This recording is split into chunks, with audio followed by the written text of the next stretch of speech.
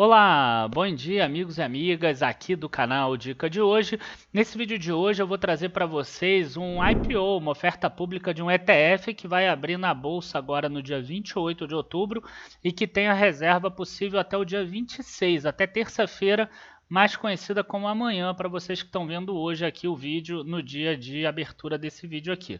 E por que eu estou fazendo esse vídeo? Porque é um ETF que eu tenho na minha carteira internacional há pelo menos uns 5 anos, tá? Então eu tenho desde 2016 ou 2017 na minha carteira lá dos Estados Unidos e acho que, como eu sei que tem gente que não investe lá diretamente nos Estados Unidos, acho que pode ser uma opção muito boa para a gente se proteger de dólar ou qualquer coisa do gênero. Então depois da vinheta a gente já vai falar sobre esse ETF, vamos falar as principais diferenças entre o ETF daqui e o lá dos Estados Unidos e também quais são os prós e contras desse tipo de investimento. Curtam o vídeo, se inscrevam no canal e avisem aos amigos também para que mais pessoas possam saber sobre esse novo ETF que vai abrir aqui capital na Bolsa do Brasil.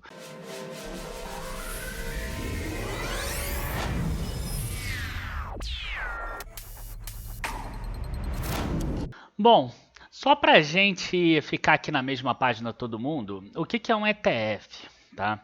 Um ETF é Exchange Trade Fund, ou seja, é uma espécie de fundo passivo, um fundo que segue algum índice. Tá? Então, o objetivo do gestor, entre aspas, desse fundo não é tentar ganhar do índice, é apenas perseguir o índice. Tá? E qual é o índice que ele vai seguir? É um índice lá dos Estados Unidos, tá? No caso de real estate, tá? Que é de mercado imobiliário. Qual é o ETF nos Estados Unidos? O ETF nos Estados Unidos chama VNQ, para quem quiser investir no exterior. Tá? Aqui no Brasil é claro que tem um outro código, os códigos no Brasil eles têm 4 letrinhas e mais um númerozinho ou 2 numerozinhos depois no caso do ETF. Né? Mas o que o VNQ faz? Que é exatamente a mesma coisa do que o Alug 11 vai fazer, que é o ETF que a gente vai tratar já já aí para vocês verem, mas antes eu preciso falar do VNQ, tá? O código do novo, né, aqui do Brasil é Alug 11, tá? Mas a gente já vai falar sobre ele. O que o VNQ faz?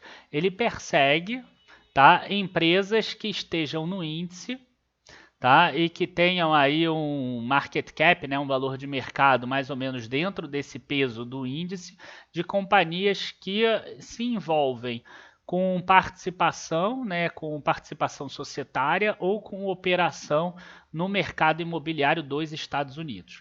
Aqui a gente já tem uma questão que é importante, né? A gente tem que é apenas nos Estados Unidos, por exemplo. Né? Até existe um VNQI que é para imóveis internacionais, mas nesse caso o que vai representar o ETF é esse VNQ. A taxa aqui é 0,12% nos Estados Unidos e é um fundo que começou aqui dia 23 de setembro de 2004.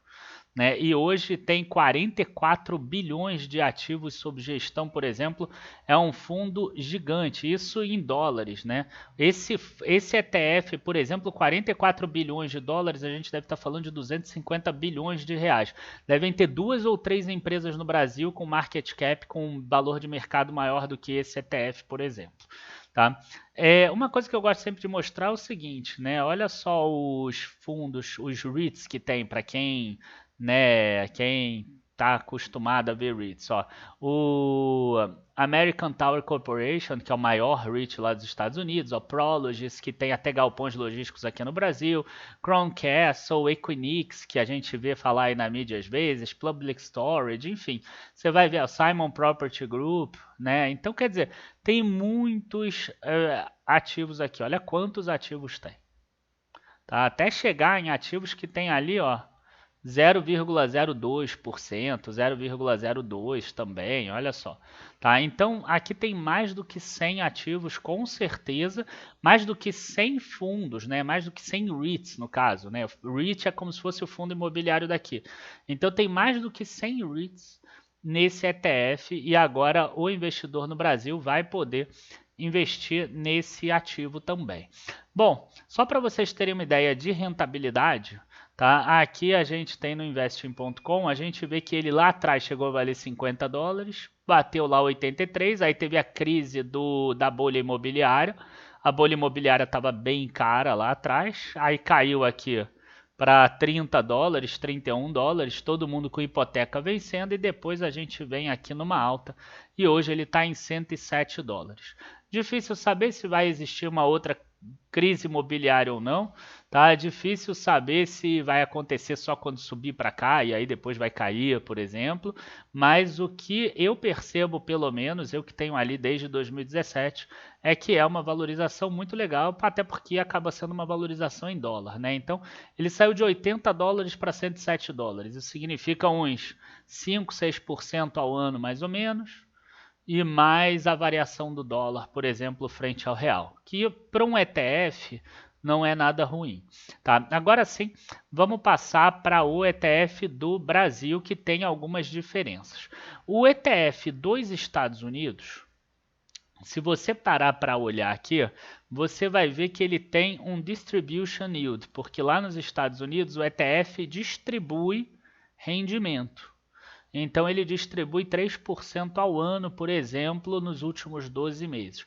Aqui no Brasil o ETF não distribui dividendo, então você vai ter o reinvestimento em cotas desse mesmo ETF. Lembrando que esse 3% menos o imposto de renda, lá o dividendo é tributado.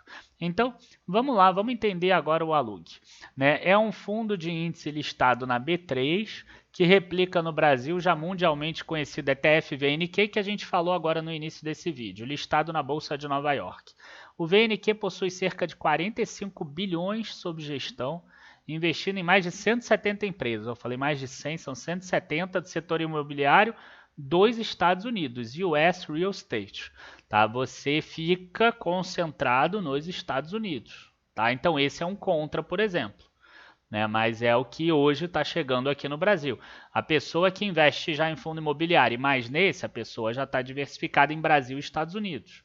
Se um dia no futuro chegar o VNQI aqui, a gente já diversifica no mundo todo no real estate, porque sim, pode acontecer um crash de mercado imobiliário nos Estados Unidos e não acontecer no Brasil, por exemplo. E aí, qual é o índice de referência? Né? Aquele índice que eu falei que era o índice de mercado imobiliário dos Estados Unidos, aqui ele diz exatamente qual o índice de referência. É o US IMI Real Estate 2550 Index, por exemplo. Né? Aqui a gente tem o administrador, vai ser o BNP Paribas, custodiante também, ou mesma empresa, e o preço inicial por cota é R$ 50, incluindo os custos de estruturação. Tá? Eles esperam arrecadar 100 milhões de reais e a taxa de administração 0,48. Uma taxa mais salgada, o Brasil é um país mais caro, e somando aquele 0,12 vai ser 0,60 aqui ao ano, incluindo o fundo master. Né? Então é 0,48 mais aquele 0,12 que a gente já viu. O que acontece aqui? A gente tem que esse valor ele não sai da tua conta, tá? Esse 0,60 ele já é abatido do valor da cota, tá? Então ele diariamente vai sendo abatido do valor da cota, tá? Investidores em geral, então não é só para qualificado, e a tributação segue qualquer tributação de ETF no Brasil, 15% sobre o ganho de capital na alienação, e não vai ter dividendos igual os ETFs do Brasil. Último dia para você, como é que fala? Para você subscrever, para você aceitar a emissão é dia 26 de outubro. Dia 28 de outubro é a liquidação e dia 29 de outubro, desculpa, sexta-feira, é que é o início das negociações. Eu acho que no início do vídeo eu falei que era quinta-feira que ia iniciar a negociação. Mas não, dia 28, na quinta-feira, é a liquidação para quem fez aqui a reserva. Tá? E essa reserva tem alguns custos de R$ 2,15, então o valor inicial da cota deve girar em torno de R$ 47,85. Alguns investidores gostam de arriscar Aí fala assim, ah não, vou comprar no primeiro dia porque eu acho que eu vou comprar abaixo de R$ 50. E outros preferem comprar, por exemplo, direto a R$ 50 e aceitar esse R$ 2,15 de estruturação. Se eu gosto de um ativo, se eu quero comprar um ativo, eu também prefiro essa segunda opção aqui. Você ficar de fora porque teve uma alta forte aqui, ou até porque o real nesse último dia de início de negociação ele desvalorizou, por exemplo, é meio ruim, né, para a pessoa. Então eu penso sempre dessa forma. Eu prefiro já garantir aqui no 50 e isso se eu segurar por 5 anos, 10 anos, não deve fazer tanta diferença não, tá? Bom, o que a gente tem aqui, tá? Isso aqui é uma linha, uma curva, ó, de 2011 para cá.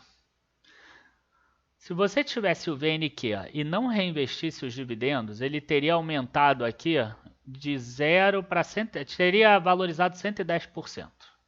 Se você tivesse reinvestido os dividendos, que é o que esse ETF se propõe, diferente do lado de fora, teria rendido 196%. Agora, eu não sei se esses números estão em reais ou em dólar, provavelmente em dólar. Tá?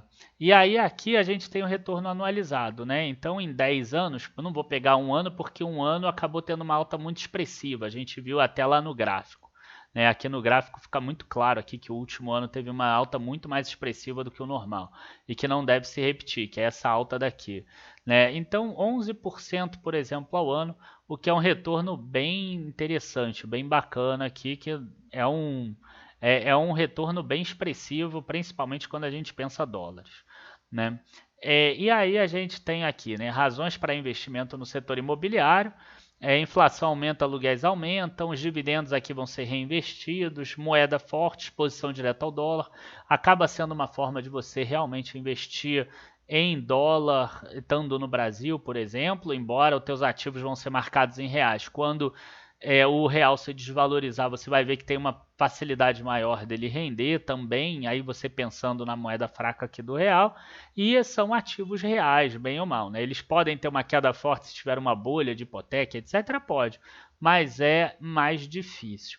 Outra coisa também que é interessante no ETF é o seguinte, você não precisa ficar observando o mercado. Né? Então, quando a gente investe aqui no Brasil, é mais fácil da gente observar as empresas e falar assim: e agora a Cielo está ficando ruim, melhor eu migrar da Cielo para uma outra empresa. A gente pode demorar um pouco? Pode, mas a gente percebe isso. Agora, você conseguir perceber que um determinado REIT está ficando ruim, ou que um determinado setor lá nos Estados Unidos está complicado estando no Brasil, é um pouco mais difícil. E eles colocam aqui uma imagem que é bem interessante da gente ver, porque é o seguinte, por exemplo, ó, retail aqui, a parte de varejo. Em 2010 crescia 29% ao ano o varejo.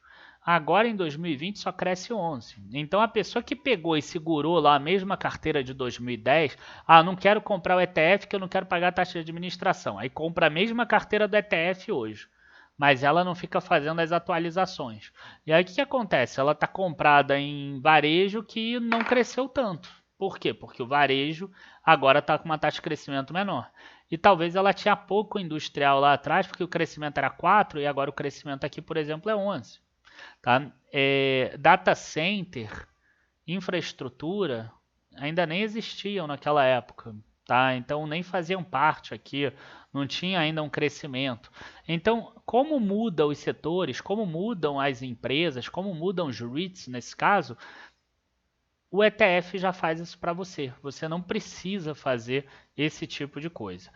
Então, assim, o que você precisa ter em mente é que você investindo no Alugue 11, seja agora no IPO, seja depois do IPO, você vai estar tendo uma participação tua como se fosse investindo no exterior, tá?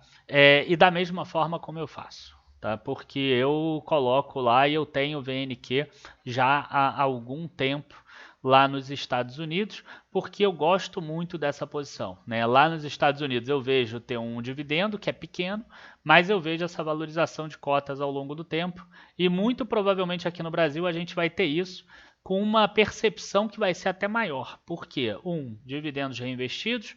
2, o fato de ser dolarizado, né? Então, quer dizer, sempre que o real se desvalorizar frente ao dólar, vai crescer o que cresceu lá, mais essa diferença. Então é isso, gente. Queria aproveitar para passar para vocês, lembrando para vocês que o código é ALUG11, ALUG11. A IPO termina amanhã, terça-feira, dia 26/10, início das negociações dia 29/10. Quem fizer o IPO, liquidação no dia 28/10, segundo o que estava aqui escrito no material publicitário. Abraço a todos, bons investimentos e até a próxima. Tchau, tchau, pessoal.